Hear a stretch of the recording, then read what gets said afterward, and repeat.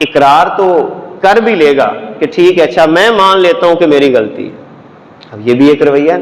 آخر میں جب کوئی بندہ اس طریقے سے نہ مان رہا اور سارے کہتے ہیں جناب تیری غلطی ہے تیری غلطی ہے تیری غلطی ہے, تو وہ اینڈ میں آ کے ٹھیک ہے جی میں مان لیتا ہوں کہ میری غلطی ہے. اب لہجہ اس کا دیکھیں, جی میں مان لیتا ہوں کہ میری غلطی ہے. اب اس کا مطلب ہے کہ لفظوں سے اقرار کر رہا ہے مگر دل سے اس بات کو تسلیم نہیں کر رہا, کیونکہ اس کا لہجہ یہ بتا رہا ہے, کہہ رہا ہے میں مان لیتا ہوں کہ میری غلطی ہے. اب یہی وجہ ہے کہ یہ پھر کرتا کیا ہے, اپنے دل کو تسلی دینے کے لیے 100 بہانے بناتا ہے.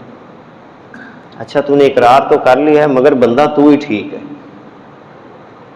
پھر وہاں پر ایک دلائل کی دنیا میں آ جائے گا, سوچے گا یار غلطی تو نے مان لی ہے اور وہ لوگ تجھے اس بنیاد پہ غلط کہیں گے بھی, لیکن نہیں تو ہی ٹھیک ہے. یہ شیطانی کاروائی ہے, تو ہی ٹھیک ہے. وہ بس ویسے میں نے کہہ دیا, کسی سے ملا یار بندہ تو میں ٹھیک ہوں, کام بھی میں نے ٹھیک کیا تھا, بس یہ سارے لوگ کہتے تو میں نے بھی کہہ دیا, چلو یار میں مان ہی لوں کہ میں غلط ہوں.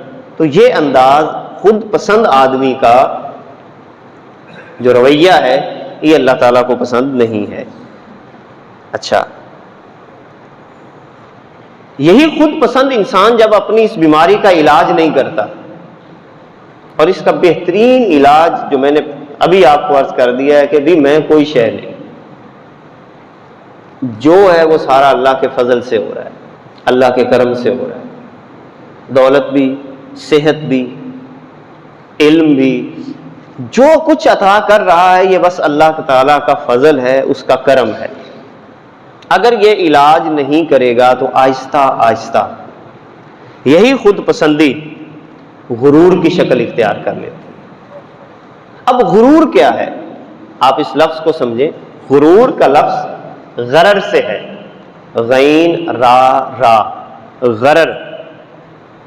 غرر کہتے ہیں دھوکے کو, جیسے اللہ تعالیٰ قرآن مقدس کے اندر بھی یہ لفظ ارشاد فرماتا ہے.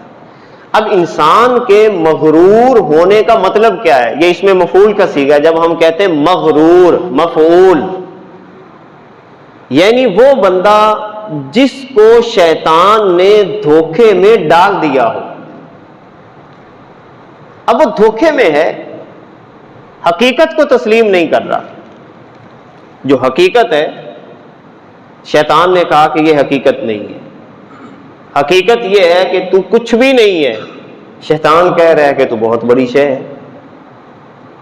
حقیقت یہ ہے کہ انسان کا علم قلیل ہے, جتنا مرضی پڑھ لے, کتابیں لکھ لے, مطالعہ کر لے, لائبریریاں کی لائبریریاں پڑھ لے, دولت کے انبار لگا دے, مگر اللہ کی بارگاہ میں متاع دنیا قلیل. دنیا کا جتنا متاع ہے وہ کیا ہے, قلیل. اور قلیل کس کے مقابلے میں ہوتا ہے, کثیر کے مقابلے میں.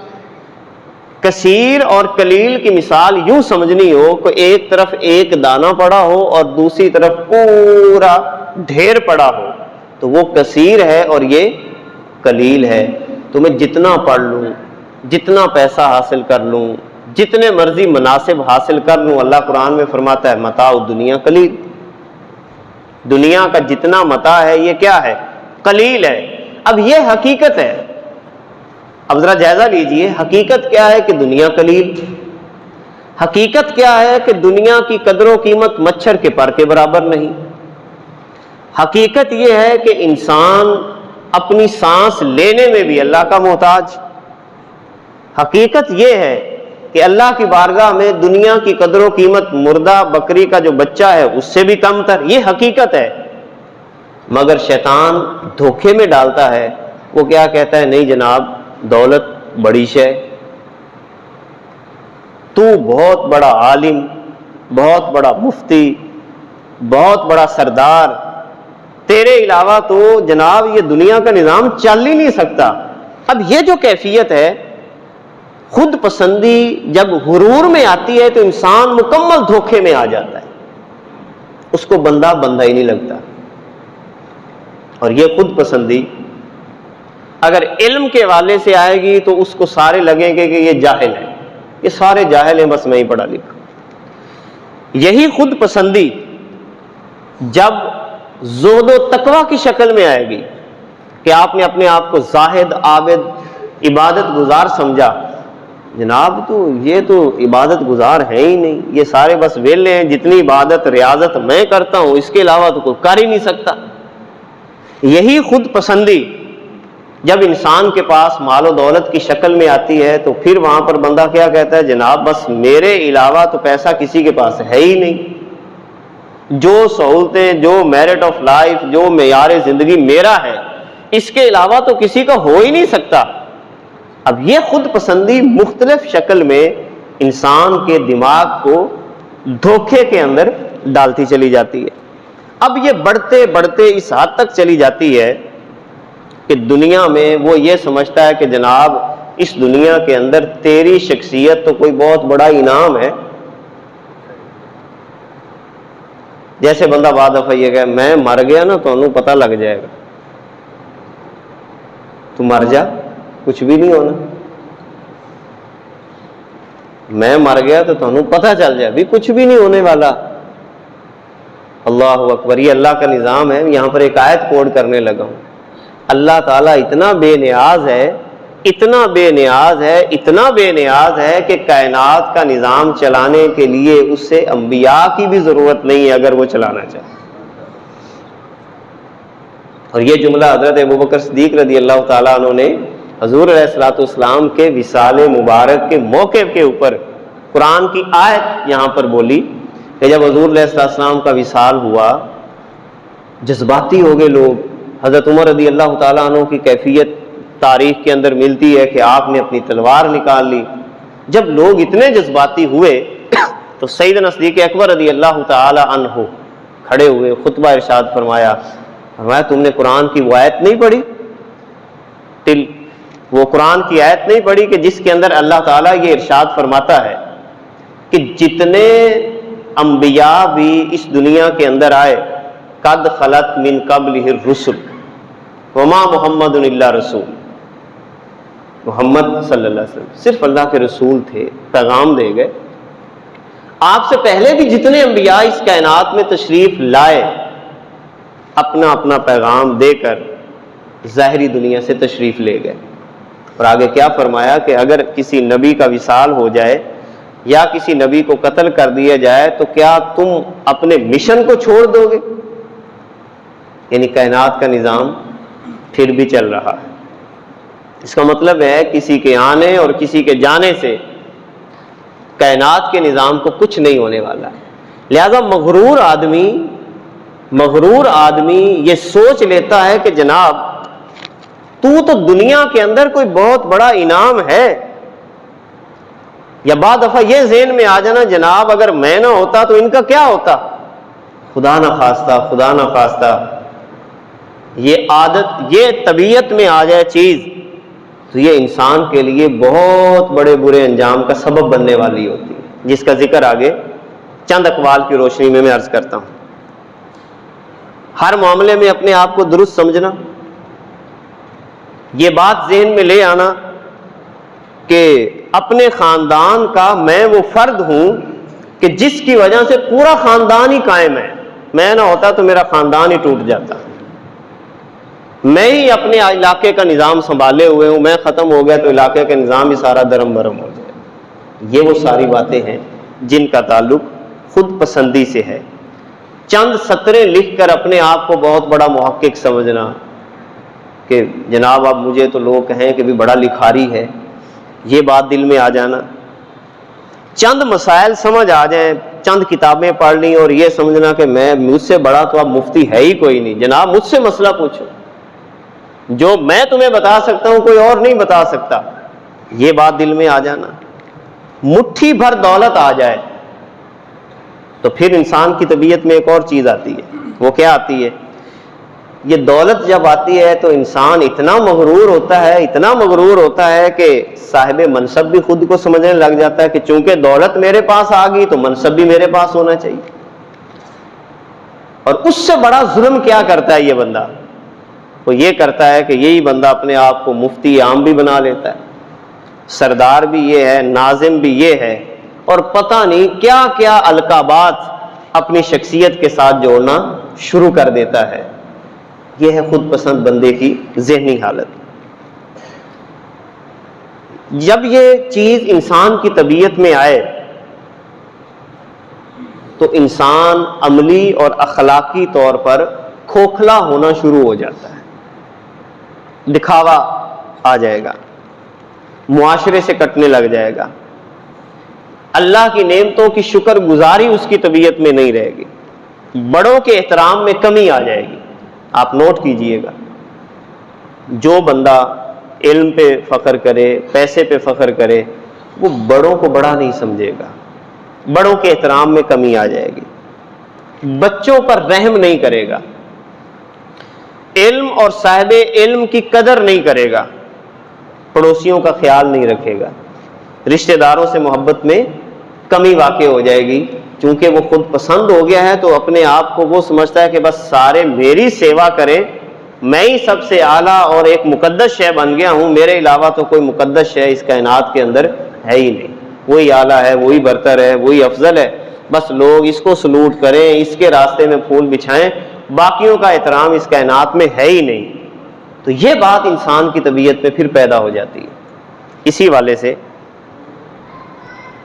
اب اس کا علاج کیا کیا جائے؟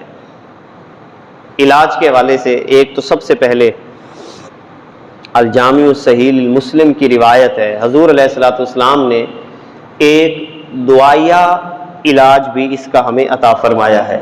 اللہ کی بارگاہ میں یہ دعا کیا کرو، اللہم آتی نفسی تقواہا، اے اللہ میرے نفس کو تقوی عطا کر دے، وزکیہا، اور اے میرے اللہ میرے دل کا تزکیہ کر دے، انت خیر من زکاہا، اس کائنات کے اندر جو سب سے عظیم ذات دلوں کے تزکیہ کرنے والی ہے وہ تیری ہی ذات۔ ایک تو اللہ سے دعا مانگی جائے، اے اللہ مجھے معاف کر دے، میں غرور کر بیٹھا، میں گھمنڈ کر بیٹھا، میں آئندہ سے توبہ کرتا ہوں کہ میں کسی سے اپنے آپ کو اعلیٰ نہیں سمجھوں گا، علم، زہد، تقوی، مال و دولت، منصب، میں نے اپنے آپ کو افضل نہیں سمجھنا۔ اسی طرح جن اعمال سے غفلت ہے ان کی طرف نگاہ کی جائے کہ کون کون سے ایسے اعمال ہیں جن سے میں غافل ہوں۔ اسی طرح گناہ، کوتاہی اور نعمت الہی پر ہر پل نظر رکھی جائے، خدا کی قدرت کو محسوس کیا جائے، پھر اللہ کے ساتھ جوڑا جائے، اپنے آپ کو گناہ پہ نظر، اپنی کوتاہیوں پہ نظر، لسٹ بنائیں، نعمت جو آپ کو روزانہ کی بنیاد پہ مل رہی ہے اس پہ اللہ کا شکریہ ادا کریں، یا اللہ تیرے بغیر تو یہ چیز مجھے نہیں مل سکتی، تیرے کرم سے ہے، تیرے فضل سے ہے، تیری رحمت سے ہے۔ گناہوں پر توبہ، اپنی کوتاہی کی اصلاح کی جائے، اللہ کی نعمتوں کا شکر گزار بنا جائے۔ ایک بزرگ ہیں محمد بن واسع رحمۃ اللہ تعالی علیہ، بہت بڑے صوفی تھے، اپنے زمانے کے عبادت گزاروں کو فرمایا کرتے تھے، یعنی جو عبادت کی طرف مشغول ہوتے، تسبیح و تحلیل کرتے، ذکر و اذکار کرتے، تو حضرت محمد بن واسع رحمۃ اللہ تعالی علیہ ان کو ایک خطبہ ارشاد فرمایا کرتے، فرماتے تم پر افسوس ہے، بڑے جاندار الفاظ کے ساتھ، تم پر افسوس ہے کہ تمہارے اعمال کم ہونے کے باوجود ان میں خود پسندی داخل ہو گئی ہے۔ عمل اتنا سا کرتے ہو اور سمجھتے ہو کہ ہم بہت بڑے عالم فاضل اور عابد بن گئے، اتنا سا عمل اور تمہاری کیفیت اتنی زیادہ ہو گئی، اور تم سے پہلے لوگوں کی حالت یہ تھی کہ اپنے اعمال کی کثرت کے باوجود وہ ان پر تکبر نہیں کرتے تھے، گمان نہیں کرتے تھے، وہ کہتے تھے اللہ کا فضل ہے، اللہ نے عبادت کی توفیق دے دی، ذکر کی، تسبیح کی، تحلیل کی، بس اس نے توفیق دے دی۔ اور فرمایا اللہ کی قسم ہے پہلے لوگوں کی عبادت کو دیکھا جائے تو اس کے مقابلے میں تم محض کھیلنے والے ہو، تمہاری کون سی عبادت ہے؟ چند منٹ بیٹھے، نوافل ادا کیے، ذکر کیا یا کوئی پڑھ لیا، آپ اندازہ لگائیں ہمارے پڑھنے کی عادت بھی وہ نہیں ہے جو پہلے بزرگوں کی ہوا کرتی تھی۔ پڑھتے تھے تو ساری رات کتاب لے کے بیٹھے تو پڑھتے چلے جا رہے ہیں، یہ ان کی کیفیات تھیں۔ حضرت بشر حافی رحمۃ اللہ تعالی علیہ ایک بڑا نقطہ ارشاد فرماتے ہیں اور یہ ذہن میں رکھیں، بڑا اہم نقطہ ہے۔ آپ فرماتے ہیں کہ میں نے زندگی کے اندر ایسا شخص نہیں دیکھا جو شہرت کا طالب ہو، جو شہرت کا طالب ہو اور اس کا دین برباد نہ ہوا ہو۔ اللہ اکبر، بہت بڑی بات کی حضرت بشر حافظ، کہتے ہیں میں نے زندگی میں ایسا بندہ نہیں دیکھا جو شہرت کا طالب ہو، یعنی اس کو ہو جائے کہ بھی میں مشہور ہو جاؤں کسی بھی حوالے سے، علم کے حوالے سے، تقوی، پرہیزگاری، بھی میں مشہور ہو جاؤں۔ اور فرمایا میں نے یہ نہیں دیکھا کہ جس کو مشہور ہونے کی عادت پڑی اللہ تعالیٰ نے اس کا دین برباد نہ کیا ہو اور اس کے حصے کے اندر رسوائی نہ آئی ہو۔ میں نے یہ زندگی کے اندر کبھی بھی نہیں دیکھا۔ رسوائی آتی ہے، اس کو ذلیل ہوتا ہے معاشرے کے اندر۔ حضرت کعب بن مالک رضی اللہ تعالیٰ عنہ کی روایت آخر میں پیش کر کے اپنی گفتگو ختم کرتا ہوں، اور اس التجا کے ساتھ خدا را عارضی سی زندگی میں اپنے آپ کو تکبر اور وڈیائی سے محفوظ کرے۔ کچھ بھی نہیں ہے، کچھ بھی نہیں ہے۔ حضرت کعب بن مالک حضور علیہ الصلوۃ والسلام کی ایک روایت نقل کرتے ہیں، فرمایا کہ دو بھوکے بھیڑیے بکریوں کے ریوڑ میں چھوڑ دیے جائیں تو وہ اتنا نقصان نہیں کرتے جتنا نقصان مال اور مرتبے کی حرص کرنے والا اپنے دین کے لیے نقصان کرتا ہے۔ بہت بڑی بات آپ نے فرمائی۔ دو چیزوں سے اپنے آپ کو بچائیں، مال کی خواہش چھوڑ دیں، محنت کریں، جتنا اللہ دے دے اس کا شکریہ ادا کرتے چلیں۔ نمبر دو، مرتبے کی حرص، مراتب اللہ کے پاس ہے۔ حضرت عبداللہ بن عمر، جامع ترمذی کی ایک روایت ہے، ذرا اندازہ لگائیں، آپ سے حضرت عثمان غنی رضی اللہ تعالیٰ عنہ نے فرمایا کہ اے عبداللہ، میں تمہیں پیشکش کرتا ہوں کہ قاضی بن جا، حضرت عمر کے بیٹے۔ تو آگے سے حضرت عبداللہ بن عمر رضی اللہ تعالیٰ عنہ نے حضرت عثمان غنی رضی اللہ تعالیٰ عنہ کو معذرت کی کہ میں یہ عہدہ نہیں لے سکتا، حالانکہ جج بن رہے، میں یہ عہدہ نہیں لے سکتا، خواہش نہیں ہے نا۔ اچھا اب کیا ہوا کہ حضرت عثمان نے فرمایا رضی اللہ تعالیٰ عنہ، تیرے ابا جی تو بڑے فیصلے کیا کرتے تھے، حضرت عمر رضی اللہ تعالیٰ عنہ، تو تجھے کیا ہے؟ تو آپ نے آگے سے فرمایا کہ مجھے پتہ ہے اس عہدے کی اہمیت کیا ہے، میں اس کے لائق نہیں ہوں۔ یہ کون ہے؟ حضرت عبداللہ بن عمر رضی اللہ تعالیٰ عنہ، جو ذہین و فطین آدمی ہیں، وہ اپنے بارے میں یہ جملے فرما رہے ہیں۔ تو آج کی اس جمعے کی نشست میں جو بات ہم نے بنیادی طور پر سمجھی کہ کسی بھی حوالے سے اپنے آپ کو ہم نے خود پسند نہیں بنانا، جو ہے وہ اللہ کا فضل ہے، علم، دولت، تقوی، پرہیزگاری، عبادت کی توفیق، قرآن پڑھنے کی توفیق، مال و دولت کی اللہ نے توفیق، یہ سب اللہ کا فضل ہے، اس کے شکر گزار بننا ہے، اس بنیاد پر خود پسند نہیں بننا، کیونکہ ہمارے آنے یہ جانے سے کائنات کے نظام کو کچھ نہیں ہونے والا، رہیں گے قافلے میرے بعد بھی یہاں، رہیں گے قافلے میرے بعد بھی یہاں، ستارہ ٹوٹ جانے سے فلک تنہا نہیں ہوتا۔ وآخر دعوانا ان الحمد للہ رب العالمین۔